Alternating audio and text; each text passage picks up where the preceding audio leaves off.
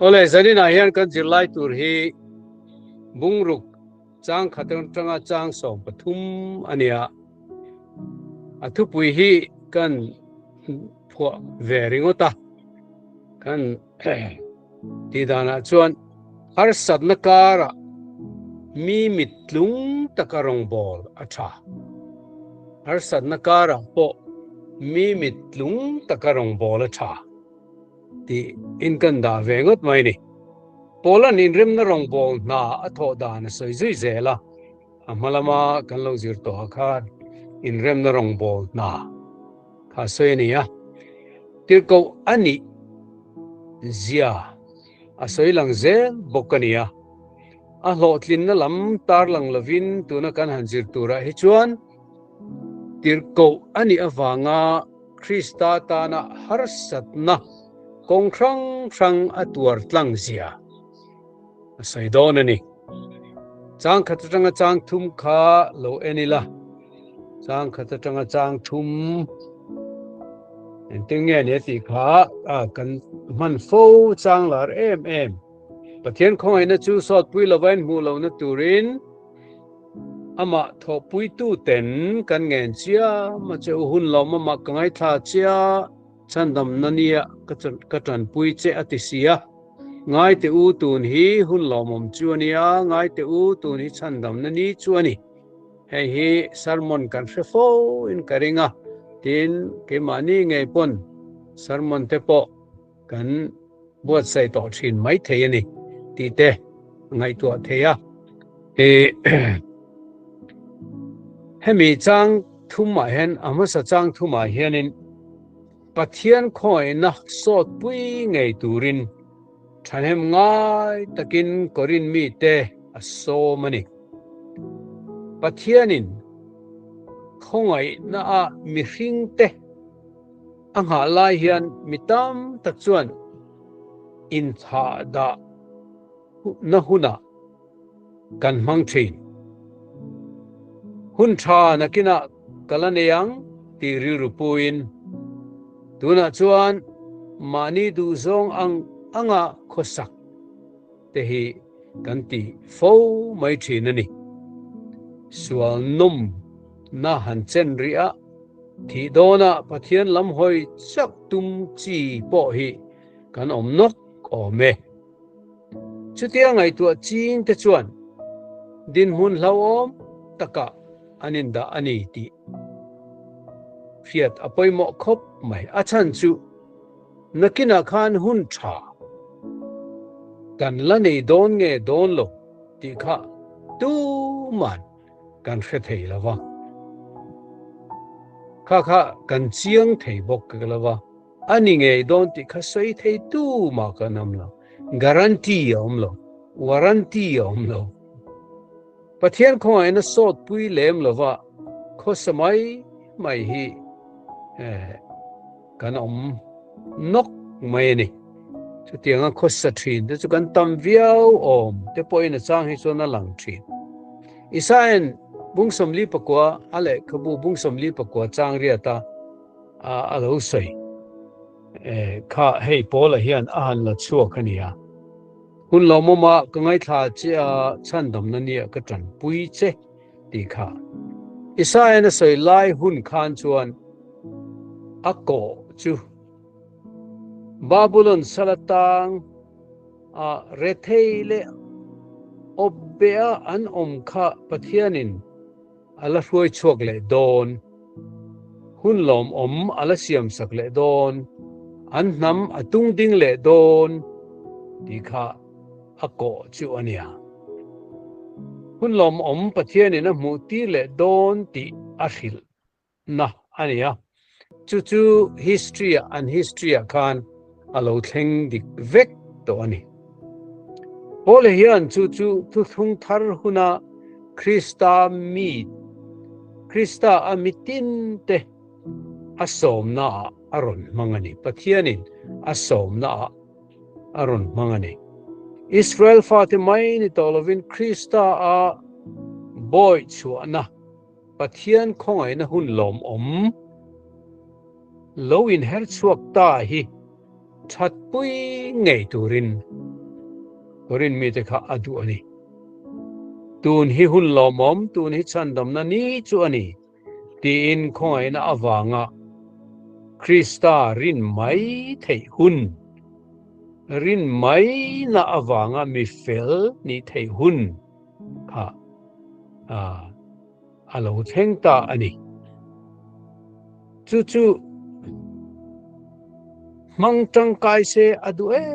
ema chu ti mi te som na ko nga chuan pathian thanem ngai pui tu ani ti kha helai hen alo lang ani ama tho pui tu ten kan nge na chu ti kha thanem ngai takin asoi ani hun chung chang hi ngai tu thamau ma thil tha hi tu na zel kan ti lo chuan thil tha ti na hun rem chang kan nei hi aliam zel mai sia ti lo hlen na in achil bo fo thin ani piang thar hot si lawa lungwang taka om very ngot te thil ti chi lo teu mai ne chu chu mi zo tong kau chia kan nei kha enge ni upa te nan te kha tiang kha muan chan thamuan chan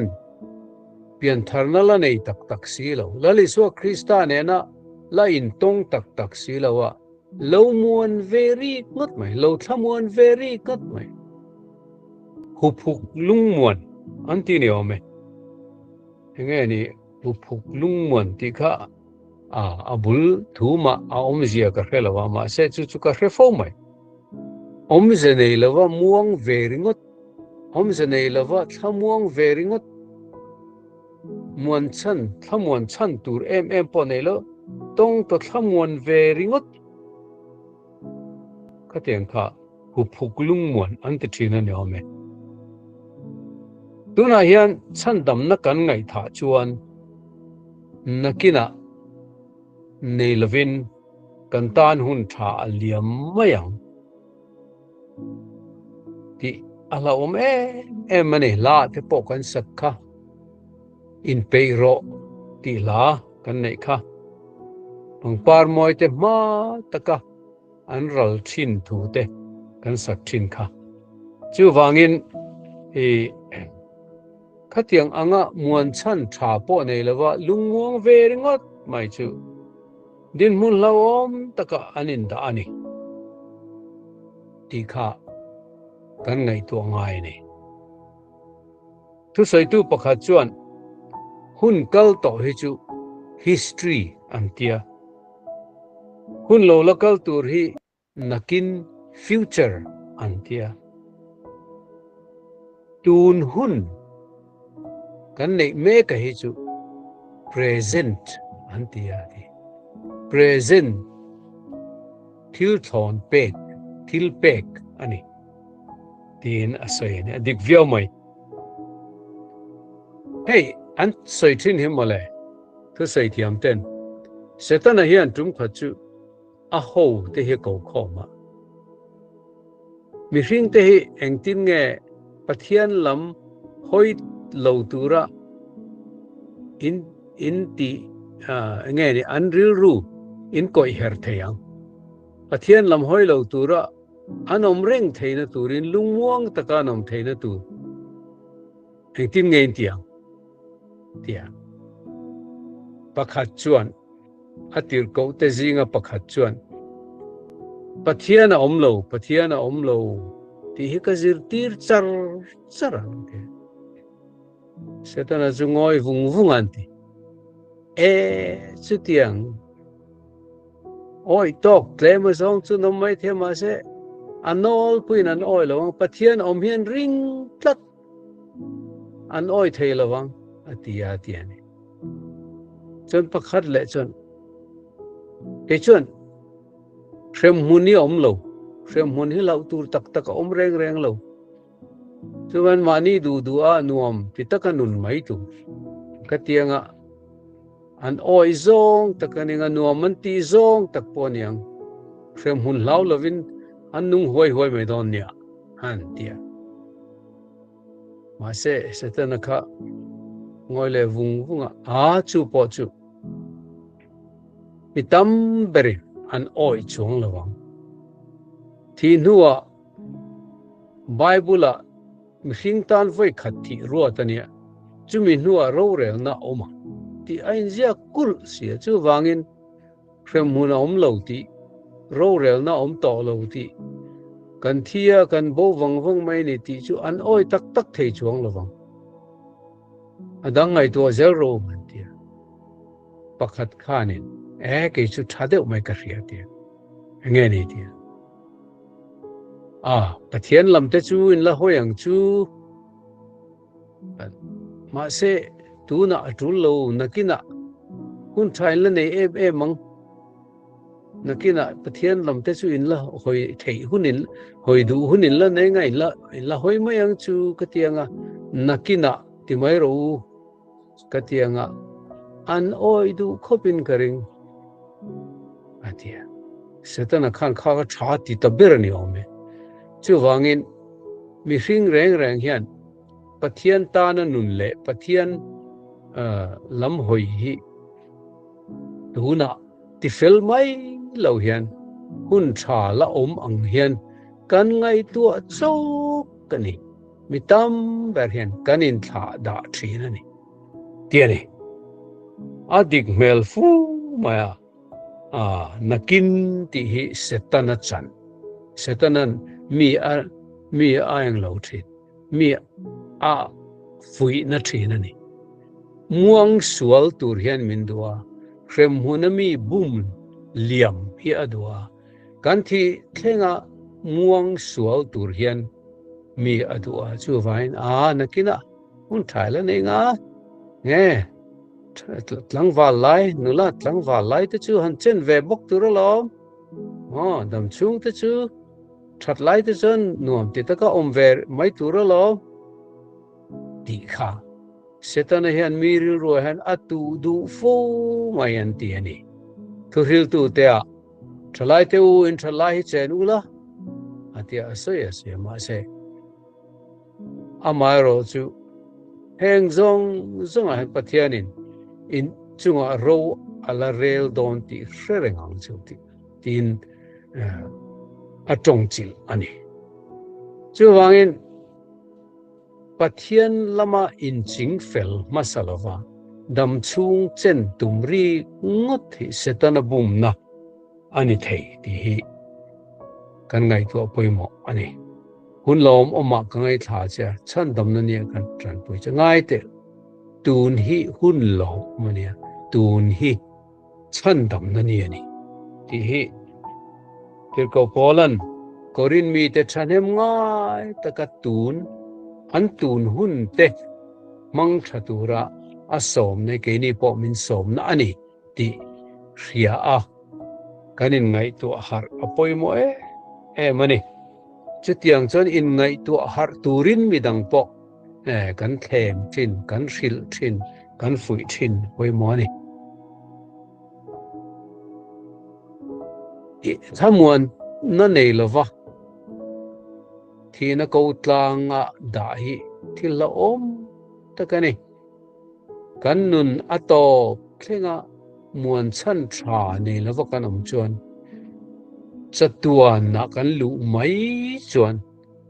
kan ti fu lo via don ani ti hi zaina han ngai tua apoi mo khopang chang thum na le chang li na kha an kai chhota zelela kan rawngbawl na hi an dem lo na turin engkonga ma tluk pha na tu reng kan siam lova pathian rawngbawl tu te angin engkima mi mitlungin kan om zok thi ti chin hi in soi zau le don te polan rawngbawl na dem om lo chung chang a soidan he thakher mai engkonga ma tluk pha na tu reng kan siam lovati tin engkima mi mitlungin kanom zok thi ti soi huai le mai kan thafam kim chu ti mi alo atina ni mi alo ma se mi soi sel tu hangin kan kho sangai lo ti ni mi sual ni chu rekhop maya ale khathon masalama apostol te zinga teber ai tia ten anu dewa kumalokal dewa ale khathon le a chuni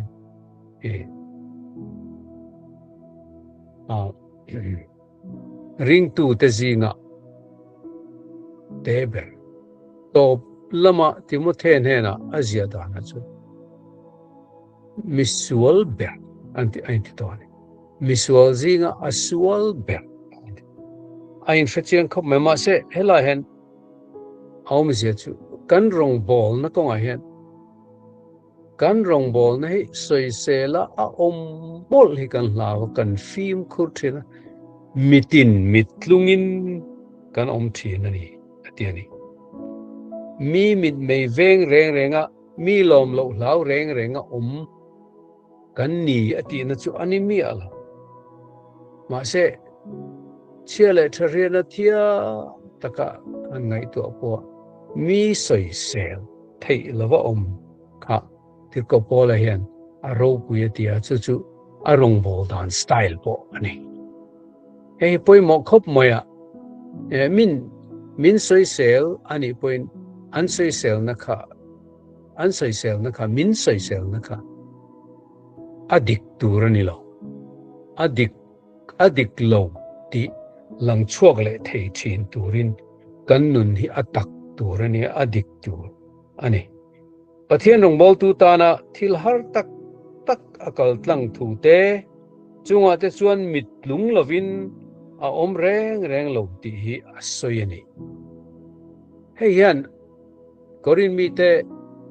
riat adu chu apostol ania tirko ania harsat na Krista awanga harsat ta takara po stoi sel tu om lovin pathian tharau thiang hlimzar ka kaltlang zelani tiani hemina min ngai tu atir chu rongbol tu ro pui tak pu soi thei tak ti dam rongbol na te po nei le khaburo pui tak ziak thei te po hi an oma hei tu line America rama rongbol tu ro pui tak mual phone tok mek an mi ten an wang lai chon an ro pui zian soi huai thi ma se an hun top lo ma an chetlat mai chu poi em mai ni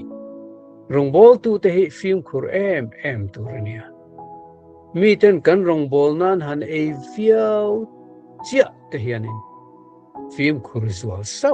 sau tu rania rongbol na lo tlin na te lo thlen tam viau te hian film khur zual sau tu rani chu tiang mi film khur lova an rongbol na a tlu cheta hi ming cheta hi an ming po soi doni la seitur kan nei nual mai thei ani pola chu tiang ani velo zia ama soi nge kan sirani hi mani in soi moi atum phim nalamani lava ani na dik tak wai takin asai chokani Korinth mi te kha a chou du ani nge yang har chuak ve se tir ko ni na a tir ko ni na khan ron chiang ve se te kha adu em ni po in alam sang li na kan han kai thua ka abak ka engkima mi mitlungin kanom zok the anti zo khan Krista ta na she atuar na kha an sei chota ni hinting ge sei kan ti chuan nasata chel na te re om na te neksor na te no chep na te vuak na te lung in tan na te buai na te ati kami chin kha amma thua akala wanga ama tinge kan tiang ama a inti re om na in midang la ka re om na to thu ho kharon se ni mi zong zong mit kha achunga afu ni di phe chiang khop maya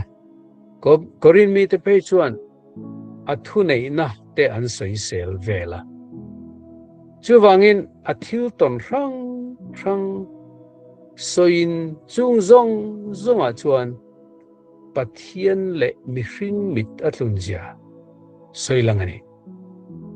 mung som pakhat chang somni pathum somni panga a ni thumatanga ni nga po soinon le don aniana kina kan la zirzel tura khan mung som pakhat chang somni palia pheichuan hrui hruala vuak voi nga tum nga ato thu asoini asoi dan tak pheichuan voi khata voi som litling lo voi nga tum nga vuakani thu asoi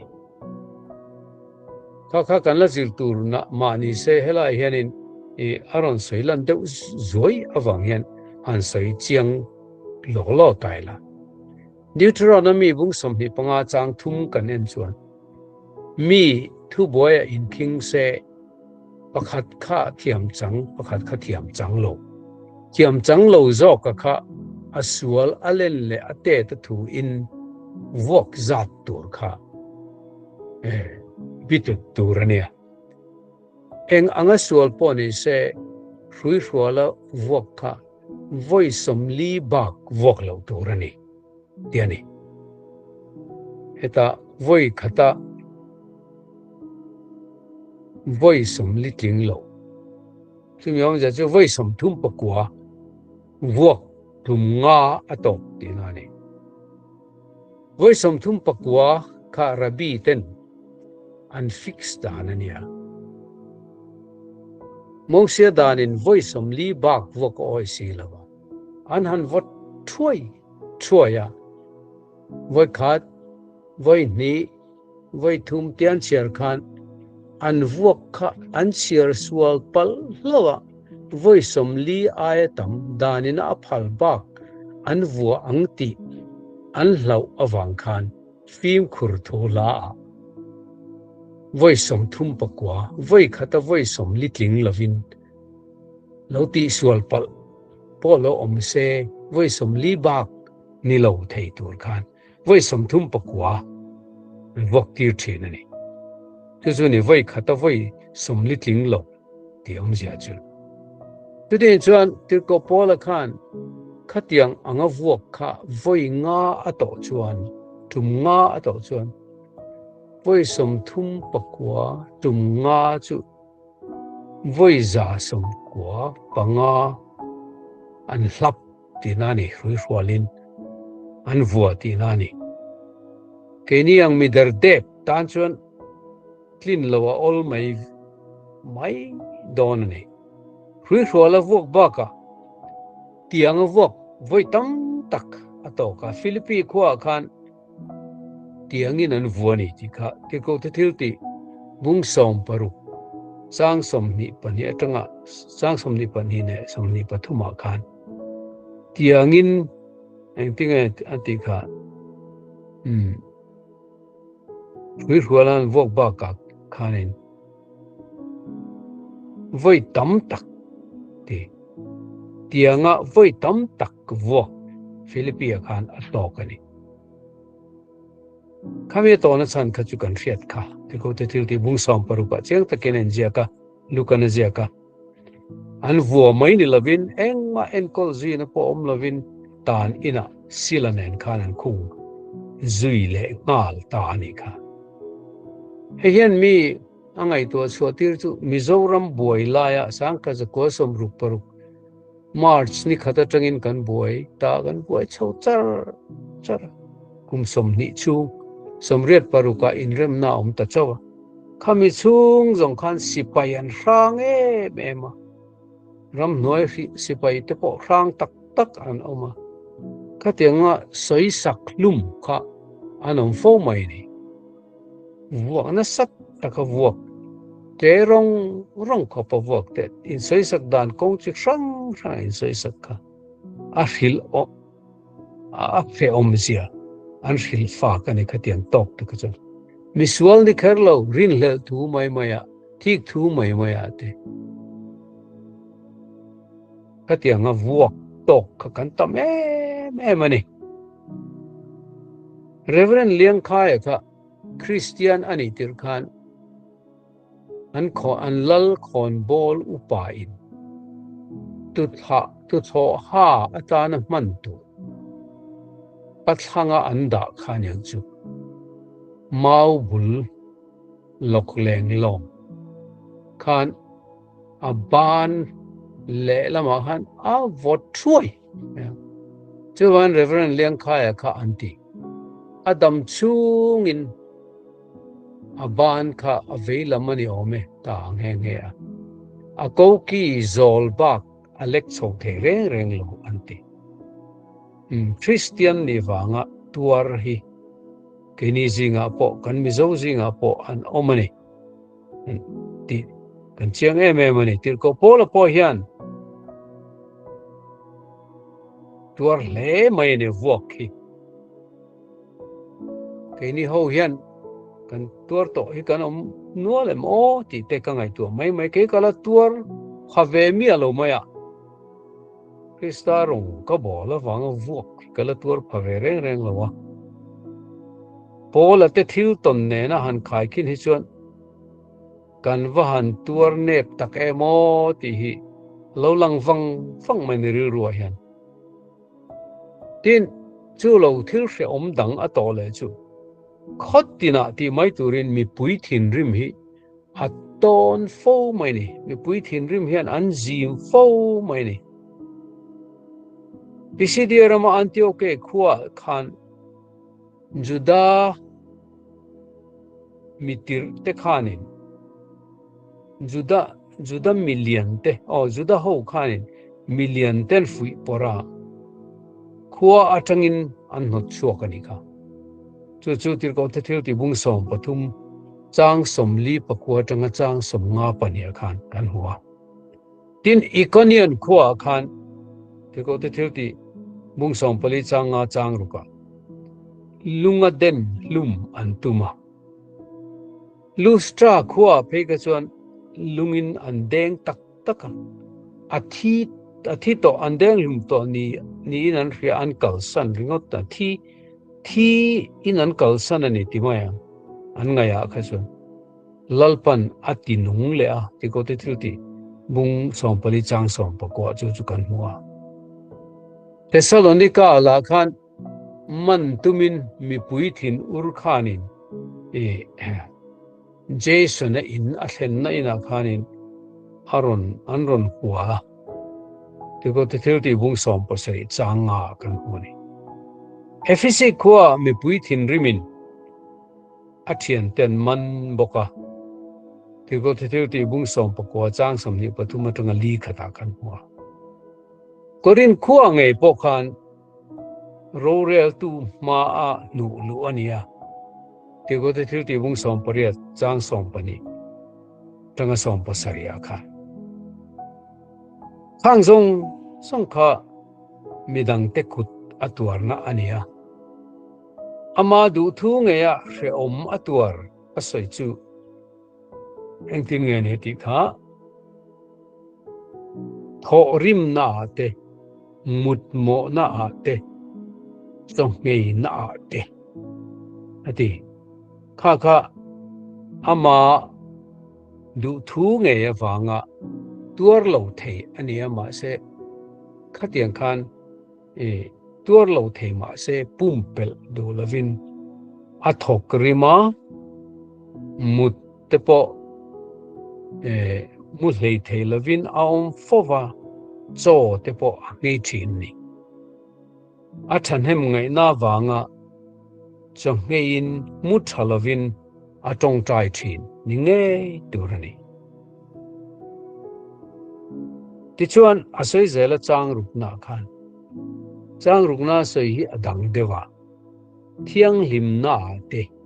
riat na te do the na te ngil nei na te tharau thiang lima te mangai na tak taka te thu tak thua te chang sarina thu tak thua te pathian thil ti the na te ding lam le ve lama fel na riang re te in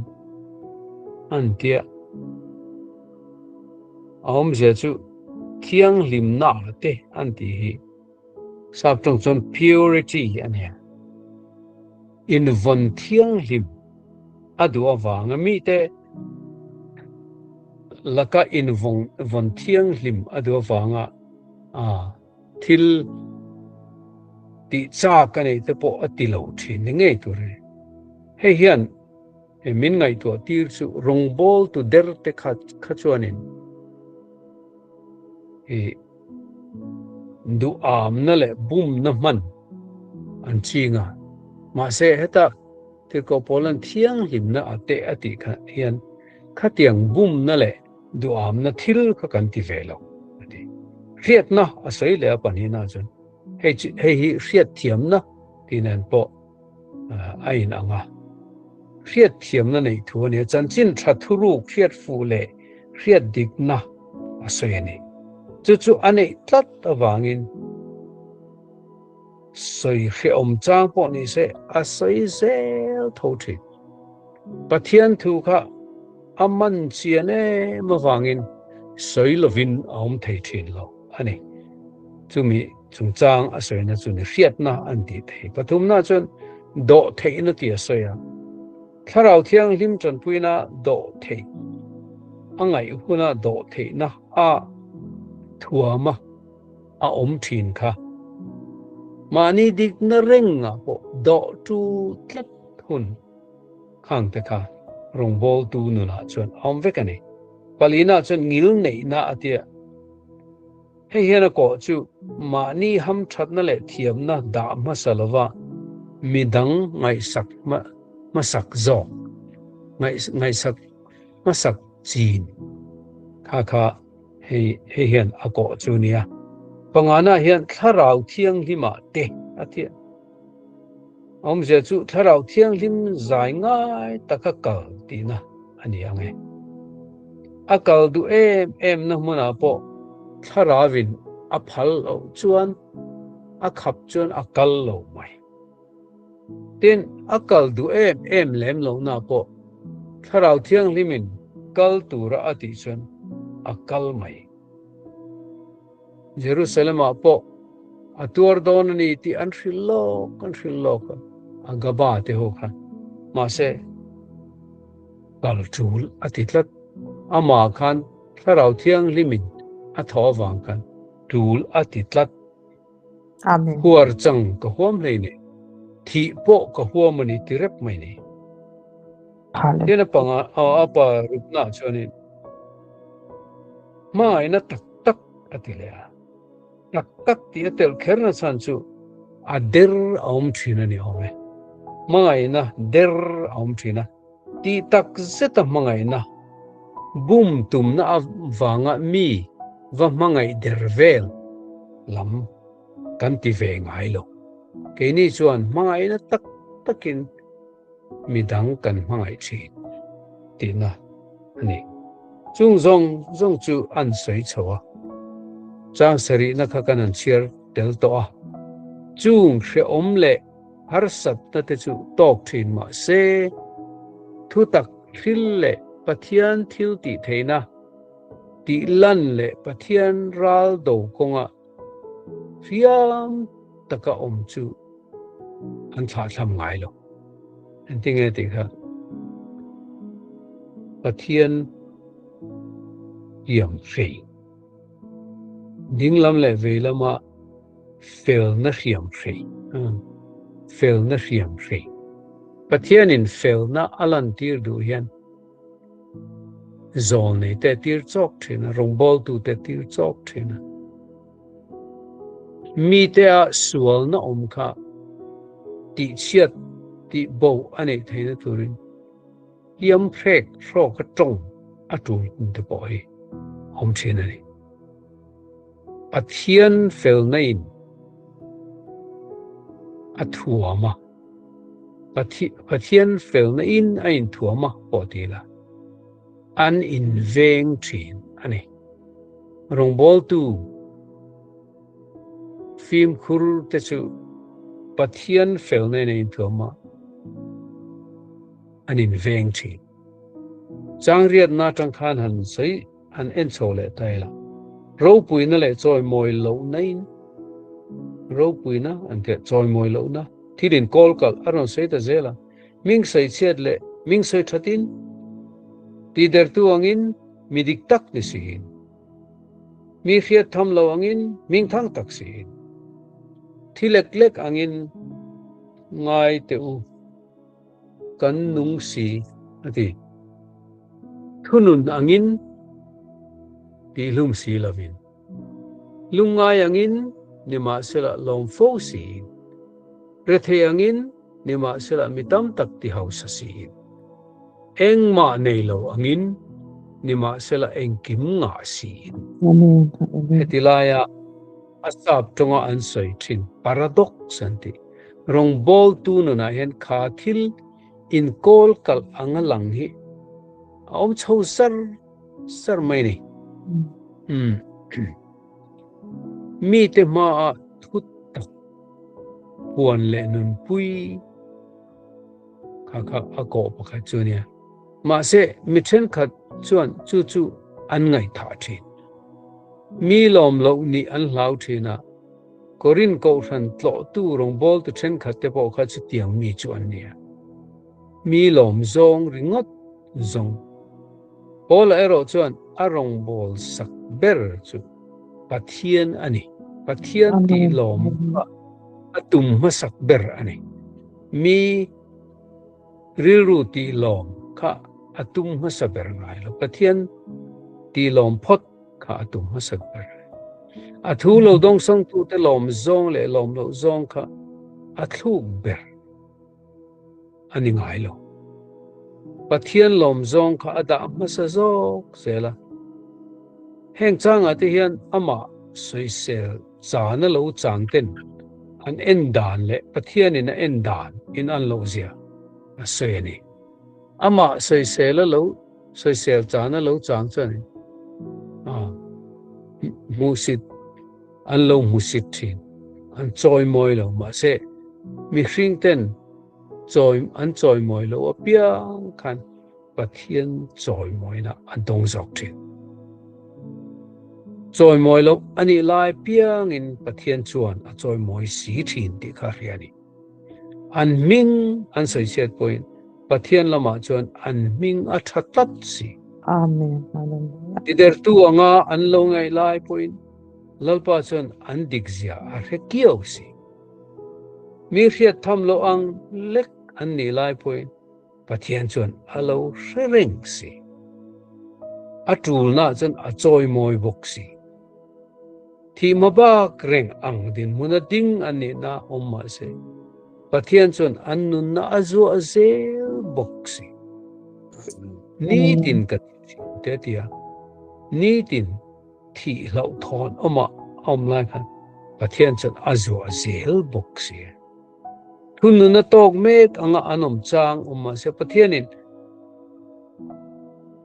an ti hluma a khatianga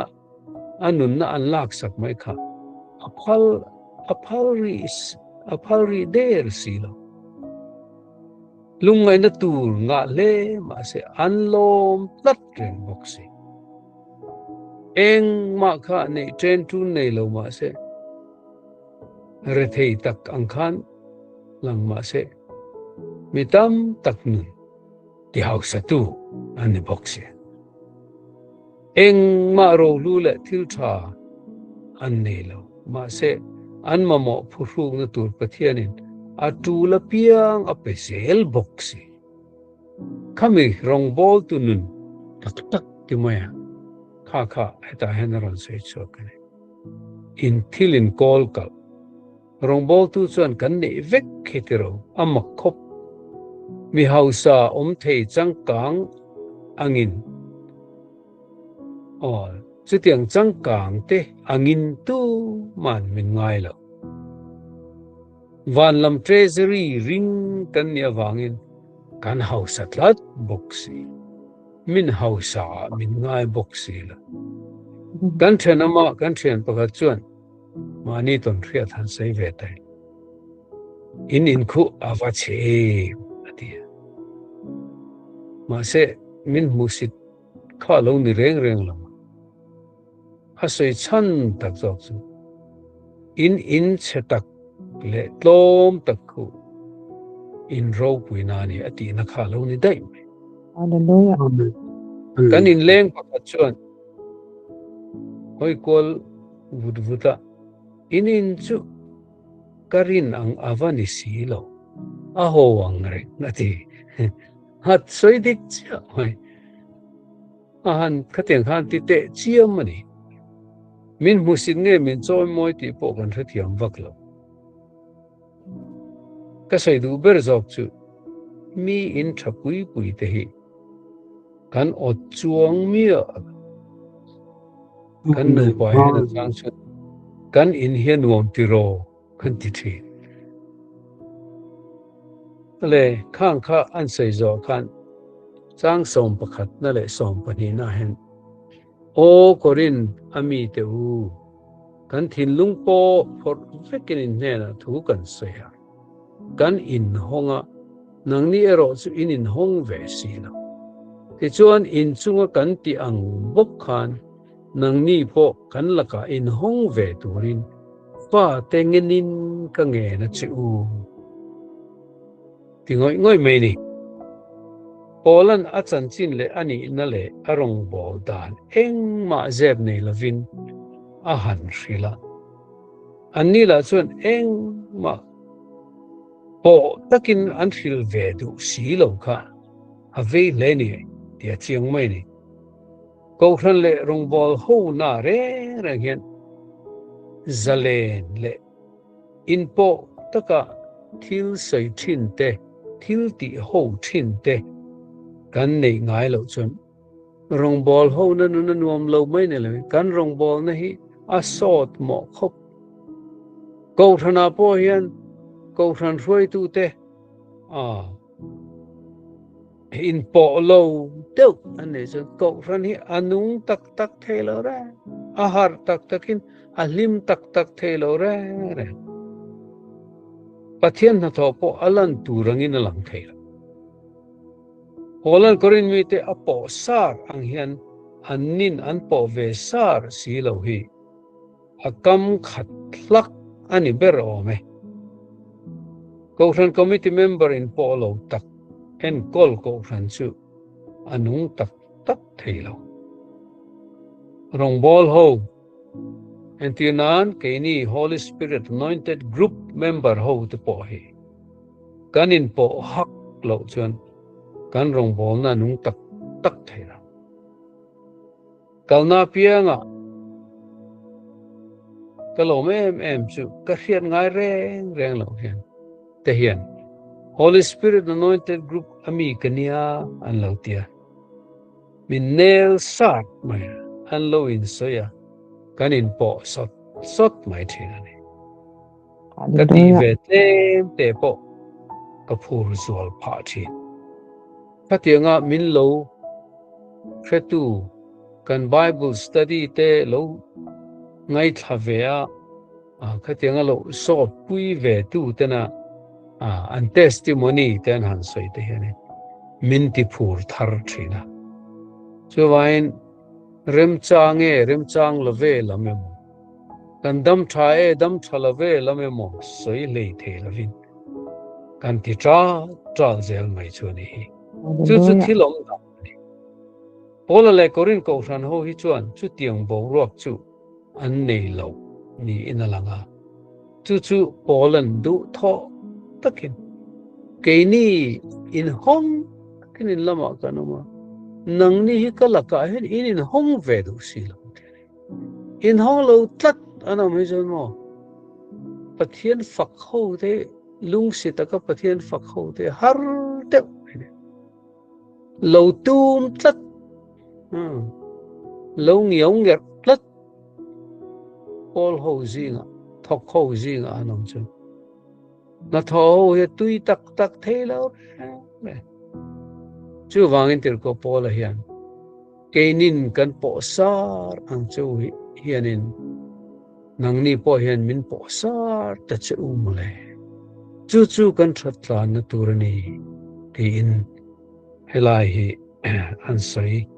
tobri ani ole chu zanina kanzir thei dan chulo mile ta sela lalpan kanzir tak te zong kan soi tak te zong kha malmin so sagro se amen trong trai ngu olalpa kan pathian hei tirko pola le kha Korinth hi ami kan lo zir zo le ta soi thiam har khop moya tirko pola ru hi kan hriat phak ani lawangai tu anane athil soi da na tang hian aril ru om te kan ngai tu chunga tang chuan zir te kan tu ani irong bol tu te hian mi mitlung tak tu te mo anin an petek na ture mo anin chui na ture mo an tluk na ture mo siam lava irong bol nai uluk takta film khur taka thiang hlim taka keng zel tu le thok zel turin lalpa nangin min pui se lang che Amen. kalapa iso Krista mingin kandi le amen Amen. tuna hian kanalpa iso Krista khongai na te pa pathian mangai na ro pui le tharau thiang hlim pol na le zirtir na te chu kan zan he na lom zero se Amen. amen Amen.